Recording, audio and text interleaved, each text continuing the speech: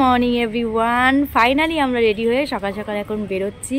আর বাবাই যেহেতু এত সকাল সকাল ঘুম থেকে ওঠে না, কান্নাকাটি মিলিয়ে ওর দিনটা আজকে শুরু হলো। তো চলো, যেতে যেতে রাস্তায় তো ঘুমাবে জানি, একটু খাইয়ে ঠিকঠাকভাবে না নিলে না এখন রাস্তায় কখন কী হবে জানি না। ভেবেছিলাম যে তুলবো না, ওইভাবেই নিয়ে যাবো যেহেতু গাড়িতে যাচ্ছি, কিন্তু তারপর মা বললো যে খাইয়ে টাইয়ে ঠিকঠাকভাবে নিতে। তো দেখো চোখ মুখ ওর ঢুলছে একদম। চলো এখন দুকা দুকা করে আমরা বেরিয়ে পড়ি। আর তোমরা ভিডিওটা দেখতে থাকো। আই হোপ আজকে ভিডিওটা দেখতে আমাদের খুব ভালো লাগবে। গাড়িতে এখানে অর্ধেক ব্যাগ তোলা হয়েছে, এখনও বেশ কয়েকটা ব্যাগ বাকি আছে তুলতে। তো যে লাগেজটা করা হয়েছিল, একটা ছোট্ট লাগেজ নেওয়া হয়েছিল বাবাইয়ের জন্য, তো সেটাই আমি আবার আনতে গেছিলাম, ওটা নিয়ে এসেছি। আর টুকিটাকি কিছু ব্যাগ ছিল সেটা মা আর মামুনি নিয়ে আসছে। তো চলো, আমাদের সমস্ত ব্যাগপত্র গোছানো হয়ে গেছে। পরিবারের প্রত্যেকটা মানুষ একসঙ্গে ঘুরতে যাওয়ার মধ্যে কিন্তু মজাই আলাদা। আমি আগের দিনই তোমাদেরকে বলছিলাম যে হুট করেই সমস্তটা ঠিক হয়েছে আর কি ঘুরতে যাওয়ার। কালকে সকালেই ঘুরতে যাওয়ার বিষয় নিয়ে কথা হচ্ছিল আর হঠাৎ করেই ঠিক হয়ে গেছে। তারপর তো মাকে ফোন করা, মাও চলে এসছে। এখানে দেখলাম পুজো হচ্ছিল একটু আমাদের বাড়ি থেকে বেরিয়ে সামনেই। তো আমরা সবাই মিলে এখন বেরোচ্ছি আর অনেকটা আনন্দ আর মজা করতে করতেই যাচ্ছিলাম। আর দক্ষিণেশ্বরের এই গঙ্গা পার হওয়ার সময় আমরা সব সময় আর কি টাকা দিই আর কি গঙ্গা পার হওয়ার সময়। তো সেটাই আর কি বাবাইকে বলছিল প্রত্যেকটা কথা। আর বাবা যখন গাড়িতে থাকে তখন রাস্তার সমস্ত জিনিসপত্র গাড়ি নিয়ে বিভিন্ন রকম জিনিস যেগুলো বাবা জানে সেগুলো আমাদের প্রত্যেকের সঙ্গে শেয়ার করে। এবার আমি যেদিন থেকে বাবার সঙ্গে ঘুরতে বেরোই, প্রত্যেকবার বাবা প্রত্যেকটা জিনিস আমাকে জানানোর বোঝানোর চেষ্টা করে এবং সবসময় আমি সেটা মাথায় রাখারও চেষ্টা করি। খুব ভালো লাগে বেশ, গাড়ির মধ্যে সবাই মিলে একসাথে গল্প করতে করতে না গেলে তো আর সময় কাটবে না, তাই না? আর এবার থেকে শুরু হলো বাবাই শোনার, কারণ আজকে দেখছিলাম বাবা প্রত্যেকটা কথা বাবাইকে উদ্দেশ্য করে বলছিল আর বাবাইকে বোঝাচ্ছিল যে এটা করতে হয়, ওটা করতে হয়, এখানে এটা আছে, ওখানে ওটা আছে, এইসব আর কি জিনিসপত্র। তো কথা বলতে বলতে আমরা চলে এসেছি একদম কোলাঘাটে। আর কোলাঘাটে থেকেই আমাদের আর কি সকালের টিফিনটা খাওয়ার আছে। আর কোলাঘাটে দেখলাম এই রেস্টুরেন্টটা বেশ সুন্দর, অনেকগুলো লোকজনও বেশ আছে আর ভিড়ও আছে। তো চলো এখন নামা যাক। কালকে ঘুরতে যাওয়ার প্ল্যানটা হওয়ার সঙ্গে সঙ্গেই মামুনি বলছিল যে আমরা বাড়ি থেকে সকালের টিফিনটা বানিয়ে নিয়ে যাব, তারপর রাস্তার মধ্যে কোনো এক জায়গায় দাঁড়িয়ে খেয়ে নেব। কিন্তু বাবা বলছিল যে না, আমরা সকালের টিফিনটা কোলাঘাটে গিয়েই করব। আমরা এখন চলে এসেছি কোলাঘাট রাধাকৃষ্ণ হোটেল আর রেস্টুরেন্টে। আমরা এখানে এখন ব্রেকফাস্ট করবো, আমাদের খাবার অর্ডার দেওয়া হয়ে গেছে। আমরা এখন একটু বাইরে ঘুরে বেড়াচ্ছি, যেহেতু খাওয়াতে হতে একটু টাইম লাগবে। একদম গরম গরম সব খাবার পাওয়া যায় এখানে। বাড়ি থেকে বেরোনোর সময় অনেকটা সকাল সকাল বেরোনো হয়েছে, টিফিন কিছু করা হয়নি, সেই জন্য প্রথমে কোলাঘাট দাঁড়ালাম। এখান থেকে সবার পছন্দ মতো খাবার দাবার খেয়ে নেবো, তারপর এখান থেকে বেরোবো। চলো এখন ঘুরে যাওয়া যায়।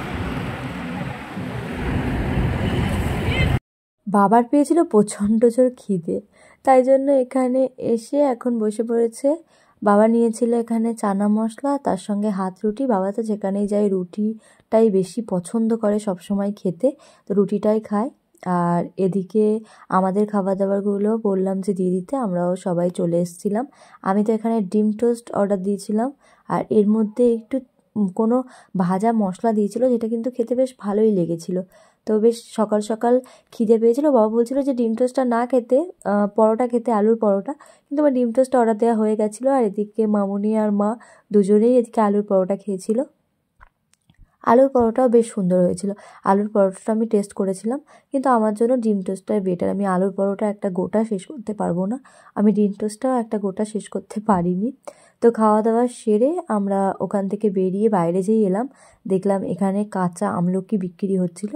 সেখান থেকে ওই 4-5 প্যাকেট মতো আমলকি কিনে আনা হলো আর একটা লজেন্সের প্যাকেটও নেওয়া হলো। এই লজেন্সগুলো তো মানে অনেক অনেক পুরানো একটা জিনিস, যেটা আজও রয়েছে। সত্যি এগুলো দেখলে ছোটোবেলার অনেক কথা মনে পড়ে যায়। টুকি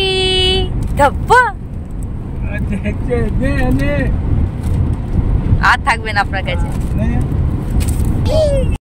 ব্রেকফাস্ট কমপ্লিট করার পর কোলাঘাট থেকে গাড়িতে উঠে আমি আর বাবাই বেশ লম্বা একটা ঘুম দিয়ে নিয়েছি। এখন নামলাম, এখন প্রায় ঘড়িতে বেজে গেছে 1:40 মতো। এখন আমরা লাঞ্চ করব। এটা হচ্ছে, আমি জায়গাটার নাম ঠিক জানি না, যেহেতু ঘুমাচ্ছিলাম, কোথায় এসছি না আসছি কিছুই জানি না। এখন বাবা খাবার অর্ডার দিয়ে দিয়েছে আর কি, আমি দুপুরে যা কী কী খাবো না খাবো। তো এই হোটেলটাতে দেখছি বেশ ভালোই লোকজন আছে, আর অনেকগুলো গাড়িও দাঁড়িয়ে আছে, তো সেই জন্যই আর কি দাঁড়ানো। এবার আমরা লাঞ্চ করব, দেন এখান থেকে আবার যাব। অনেকটা রাস্তা। বাবাই, দেখো বাবাই, কি খাচ্ছ তুমি?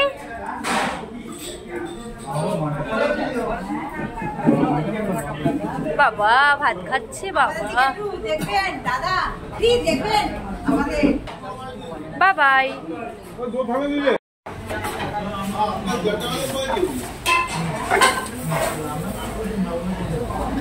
দাদা এখানে পাপড় খাবো?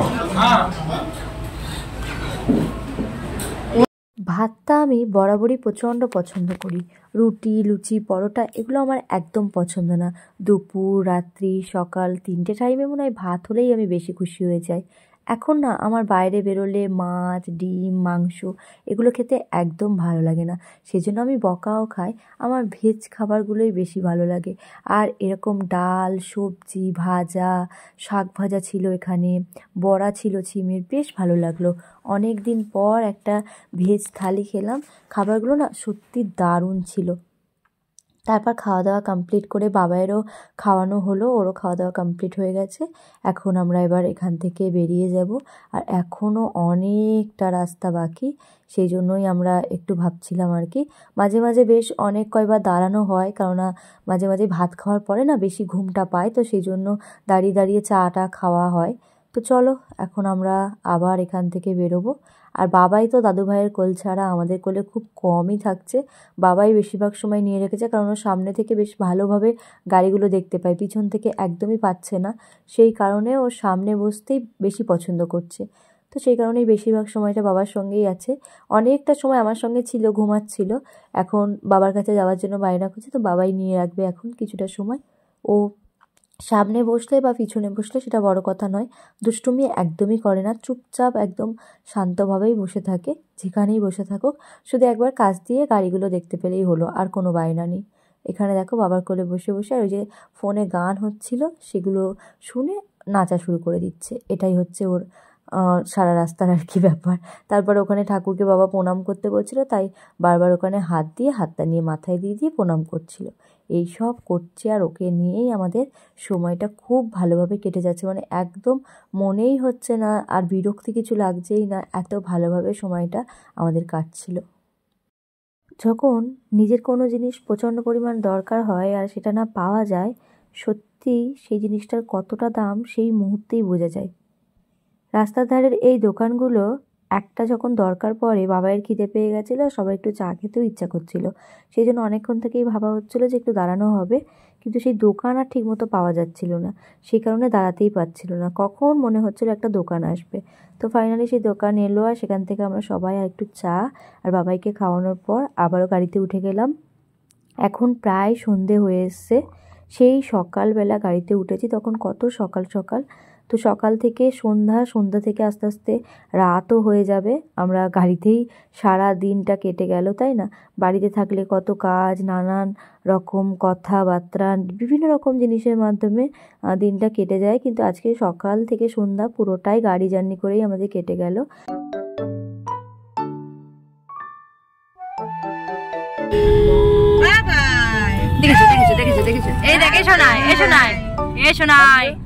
ফাইনালি আমরা আমাদের গন্তব্যে পৌঁছালাম, আর এর মাঝে আরও 2-3 বার দাঁড়ানো হয়েছিল, সেটা আমি আর ভিডিও করিনি। এখানে আসার পর যে কি শান্তি লাগছে কি বলবো। আস্তে আস্তে তো আমাদের তো বেশ রাতও হয়ে গেছিলো।